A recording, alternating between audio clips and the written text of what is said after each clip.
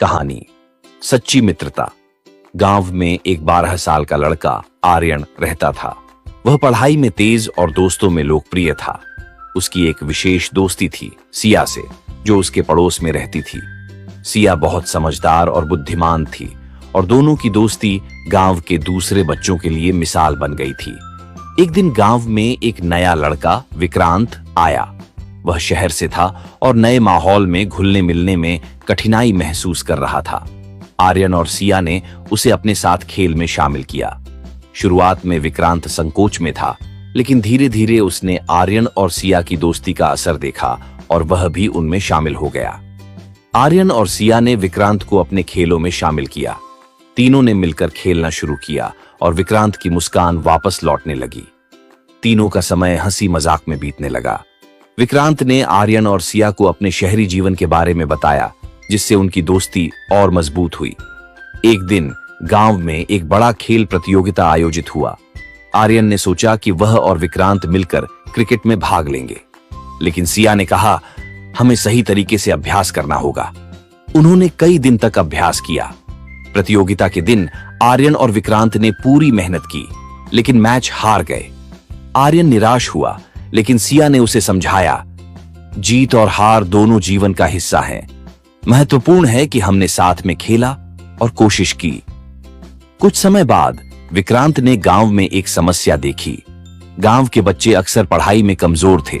विक्रांत ने आर्यन और सिया से कहा, हमें कुछ करना चाहिए। उन्होंने एक अध्ययन समूह बनाया, जिसमें वे बच्चों को पढ़ाने लगे। धीरे धीरे गांव के बच्चे पढ़ाई में अच्छा करने लगे। सभी ने उनकी मेहनत की सराहना की। यह देखकर विक्रांत को खुशी हुई और उसने महसूस किया कि सच्ची मित्रता न केवल अपने लिए बल्कि दूसरों के लिए भी होती है। एक दिन गांव में एक त्योहार आया। सभी बच्चे मिलकर तैयारी कर रहे थे। विक्रांत को एक ऐसा काम सौंपा गया जो बहुत मुश्किल था। उसे एक नृत्य प्रदर्शन का नेतृत्व करना था, लेकिन कुछ दिन पहले विक्रांत बीमार पड़ गया। आर्यन और सिया ने विक्रांत का ख्याल रखा। वे न केवल उसकी मदद करते रहे, बल्कि उन्होंने नृत्य की भी पूरी तैयारी की। जब त्योहार का दिन आया, विक्रांत ने अपनी बीमारी के बावजूद प्रदर्शन में हिस्सा लिया। उन्होंने तीनों ने मिलकर शानदार प्रदर्शन किया और सबने उनकी सराहना की। इस अनुभव ने विक्रांत को सिखाया कि सच्ची मित्रता में एक दूसरे का सहारा देना कितना महत्वपूर्ण है।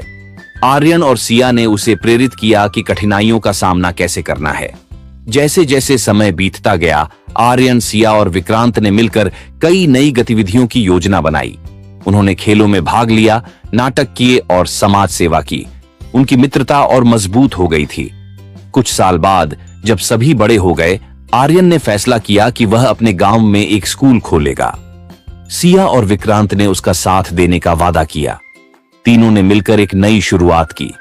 वे समझ गए थे कि सच्ची मित्रता केवल साथ रहने में नहीं, बल्कि एक दूसरे का सहारा बनने में है। उन्होंने गांव के बच्चों के भविष्य के लिए एक मिसाल स्थापित की।